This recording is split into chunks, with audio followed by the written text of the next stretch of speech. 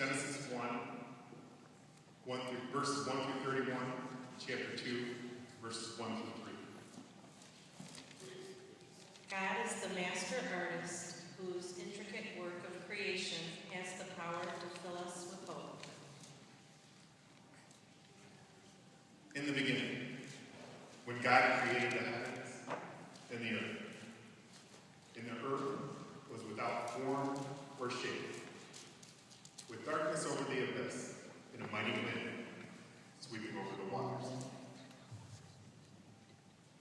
This simple verse is one of the foundational beliefs of all Christians. The world is not a lucky combination of cosmic circumstances. The universe did not just accidentally happen. The universe has purpose, and everything was created by God.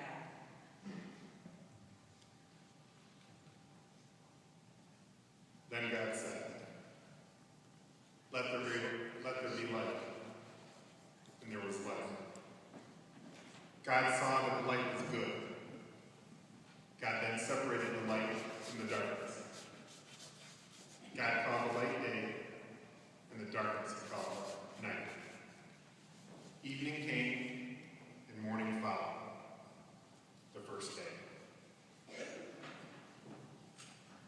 There are some Christians that believe God actually created the world in 7 24-hour days. Such a belief comes from a literal reading of the first chapter of Genesis, as though it were a scientific textbook.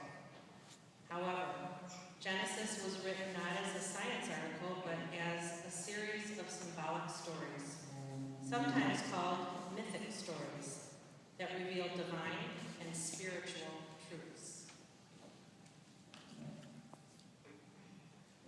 Then God said, let there be a dome in the middle of the waters to separate one body of water from the other.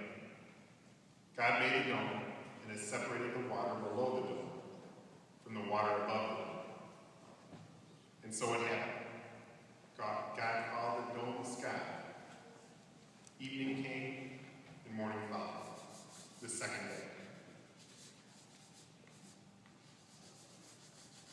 The simple truth of the creation story is that God is the author of creation. In Genesis 1, we are presented with the beginning of a story that can only be understood from the standpoint of faith. How long did it really take? How did it happen exactly? No one can answer these questions definitively. In fact, these mysteries are not the focus of the creation story. The purpose instead is for moral and spiritual revelation. Everything that is exists because God had created it.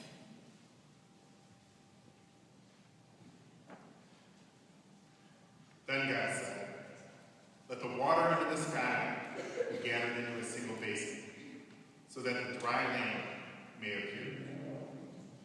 And so it happened. The water under the sky was gathered into its basin, and the dry land appeared. God called the dry land earth, and the basin of water he called sea. God saw that it was good. Yes, creation is very good indeed. Think about plain old water. Not only is it necessary for life, but it is one of the most mesmerizing elements in the world. It forms the mighty seas, breathtaking rivers, and cascading waterfalls. It is the substance of billowy clouds, grand icebergs, and intricately designed snowflakes. Even the tiniest droplets can display sunlight into a dazzling spectrum of color. Then God said, let the earth bring forth vegetation, every kind of plant that bears seed, and every kind of fruit tree on earth that bears fruit with its seed in it. And so it happened. The earth brought forth vegetation. Every kind of plant that bears seed, and every kind of fruit tree that bears fruit with its seed in it.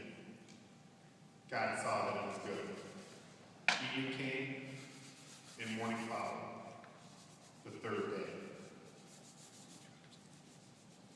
How beautiful this world is, and how wonderfully it reflects God's own nature. Yet how many days do we live in this world without taking the time to see God's hand in it?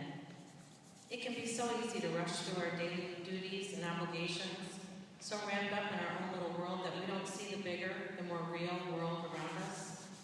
And not seeing the hand of God, we risk missing the work of God, not reading the letter of love that he writes to us in the seas, the trees, and the skies. We risk not hearing his voice in our hearts.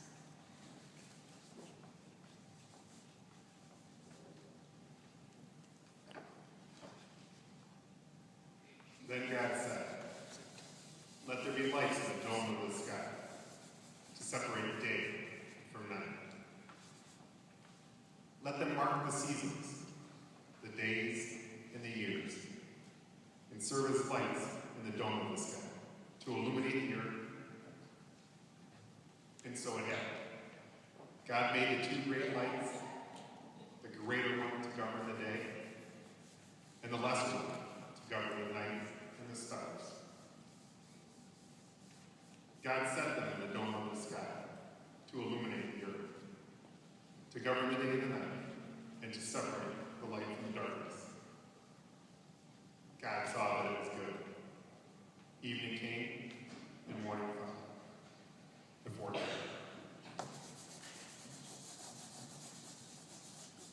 The story clearly shows that God was enjoying himself as he went about the work of creation. Once he creates, he stops and savors his accomplishments. If God takes pleasure in his handiwork, is there anything wrong with us feeling good about our achievements?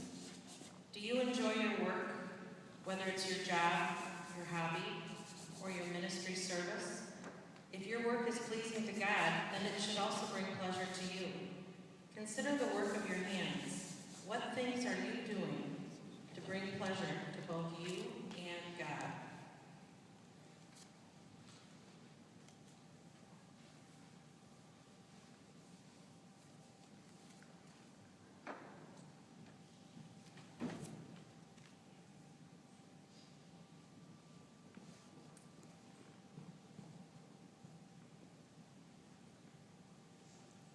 Then God said, "Let the water teem with an abundance of living creatures. And on the earth, let birds fly beneath the dome of the sky." God created the great sea monsters and all kinds of crawling, living creatures with which the water teems, and all kinds of winged birds. God saw that it was good, and God blessed them, saying, "Be fertile, multiply, and fill the water of the seas, and let the birds multiply on the earth."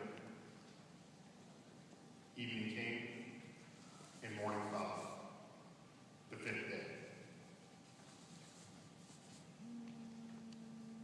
God never made a mistake in creation, never started over, never even said, "Oops." Poison ivy, stink bugs, gray skies, mosquitoes, seaweed, vultures, aardvarks are all worthy of God's pride.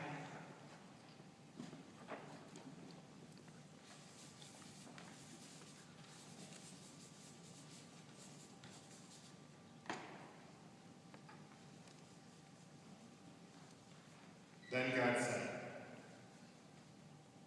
"Let the earth bring forth every kind of living creature, tame animals, crawling things, and every kind of wild animal." And so it happened. God made every kind of wild animal, every kind of tame animal, and every kind of thing that crawls on the ground. God saw that it was good. Then God said, "Let us make human beings in our image, after our likeness. Let them have dominion over the fish of the seas, the birds of the air, the tame animals, all the wild animals, and all the creatures that crawl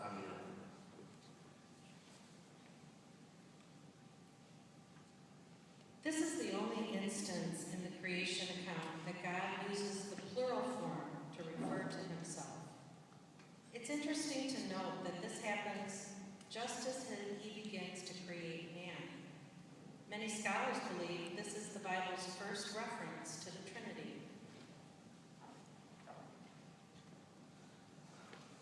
God was especially proud of the human beings he made on the sixth day. No human being who lives in this planet was a mistake.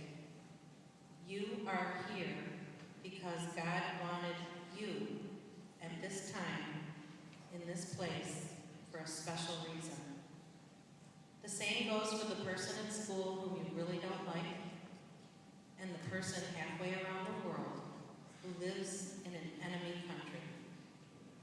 The next time you are down on yourself or see someone you don't really like, close your eyes and imagine God saying, I am very pleased. I do great work.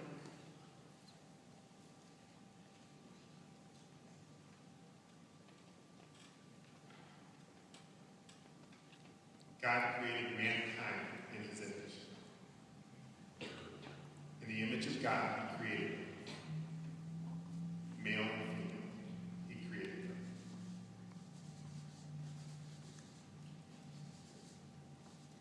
So look around you today. Take a deep breath. Quiet your mind and let the world speak to you. If God can use dirt and air and water to create such stunning beauty, imagine what he can do with your heart, which he also declares very good.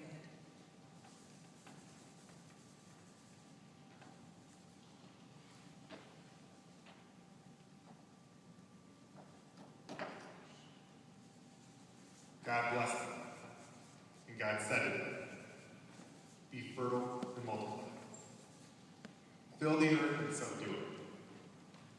Have dominion over the fish of the sea, the birds of the air, and all the living things that crawl on the earth. God also said,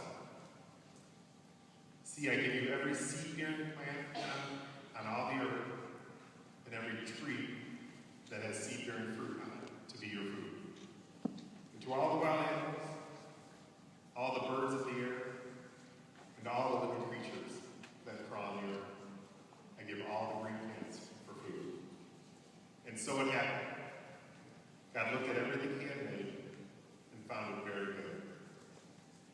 Evening came, and morning followed, the sixth day. Father, open my eyes to your goodness and beauty today. Inspire me and lead me more deeply into the mystery of your love.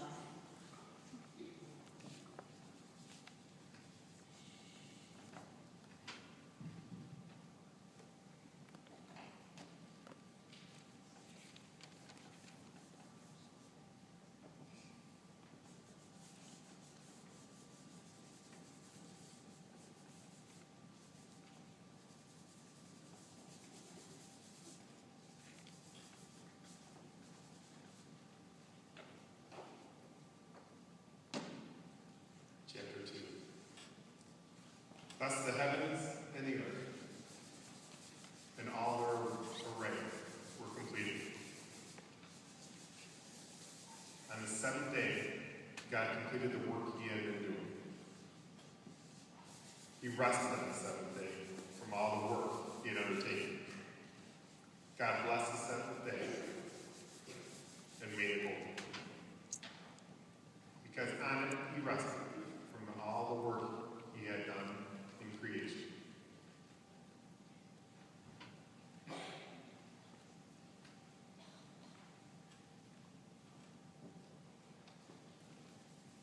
God created everything good.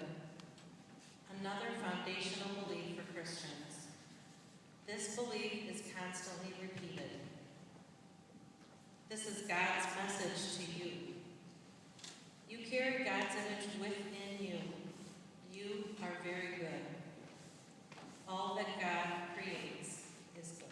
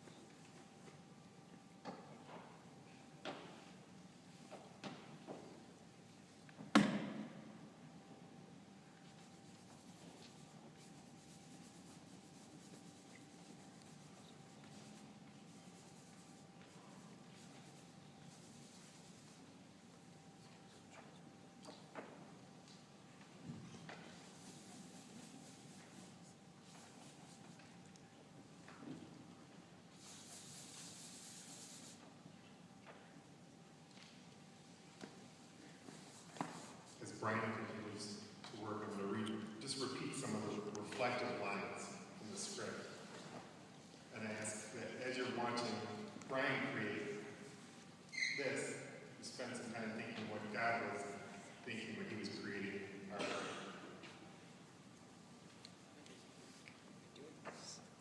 The universe did not just accidentally happen. There was a purpose to this planet and a purpose to each of us what had it.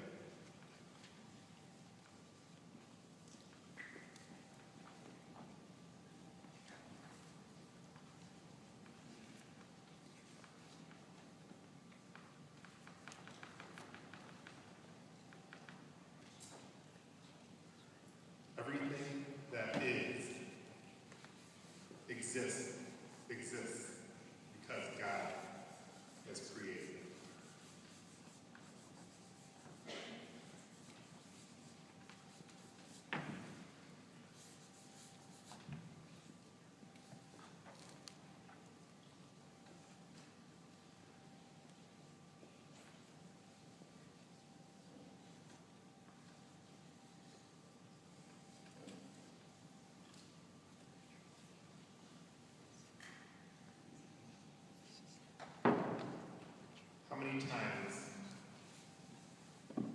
How many days do we live in this world without taking the time to seek God's hand?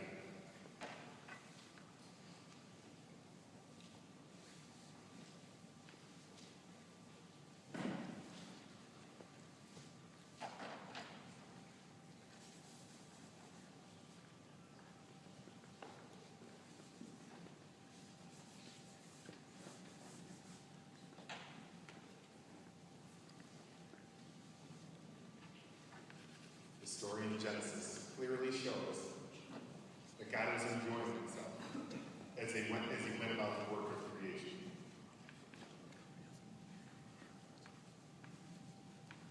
If God takes pleasure in his handiwork, is there anything wrong with us being good about our achievements?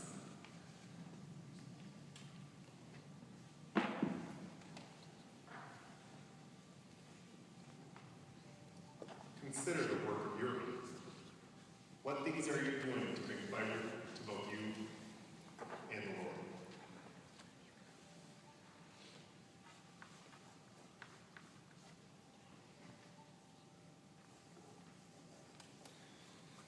God never made a mistake in creation. Never started over. Never even said it was.